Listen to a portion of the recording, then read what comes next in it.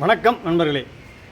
தற்பொழுது மதுரையில் இந்திய கம்யூனிஸ்ட் கட்சி மார்க்சிஸ்ட் இயக்கத்தின் 24வது அகில இந்திய மாநாடு நடைபெற்று கொண்டிருக்கின்றது.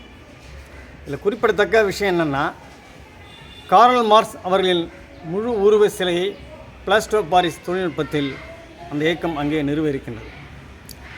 தமிழகத்தில் குறிப்பாக சென்னையில், தலைநகர் சென்னையில் கார்ல் மார்க்ஸ் சிலையை அரசு நிறுவ வேண்டும் என்ற ஒரு கோரிக்கையை மாமேதை கார்ல் மார்க்ஸ் சிலைக்குழு பேராசிரியர் மார்க்ஸ் அவர்கள் தலைமையில் சிறப்பாக இயங்கி தமிழக அரசிடம் கோரிக்கை வைத்து அந்த பயணத்தை நோக்கி முன்னேறி கொண்டிருக்கின்றது.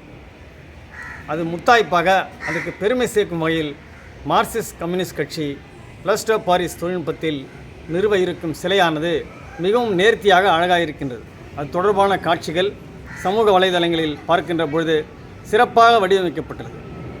கார்ல் மார்க்ஸ் சிலைக்குழு அந்த செயலை வாழ்த்துகிறது. சிலை அங்கே நிறுவப்படுவது என்பது தலைநகர் சென்னையில் தமிழக அரசால் விரைவில் கார்ல் மார்க்ஸ் சிலை நிறுவப்படும் என்பதை உறுதி செய்யும் விதமாக இருக்கின்றது.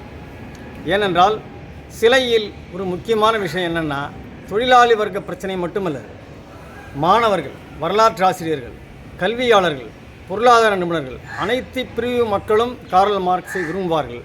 அவர் சிலை நிறுவப்படுவதை அனைத்து பிரிவினருமே ஏற்பார்கள்.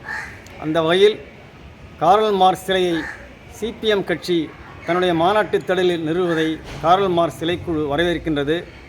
ஏற்கனவே தொழிலாளர் குடியரசு முன்னணி என்று நான் சார்ந்திருக்கும் சார்பாக சென்னையில் லெனின் சிலை ஊர்வலத்தை 2008 நாங்கள் நடத்தினோம்.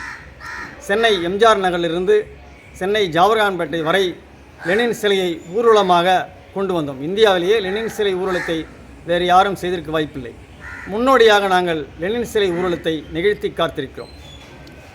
அதில் அன்பு தனசேகரன், பெரியார் திராவிட கழக அன்பு தனசேகரன் மற்றும் இந்திய கம்யூனிஸ்ட் கட்சி மார்க்சிஸ்ட் லெனினிஸ்ட் பிரிவை சேர்ந்த செங்கொடி தோழர்களும் கலந்து கொண்டு சிறப்பாக அந்த நிகழ்ச்சியை வெற்றி பெற உதவினார்கள்.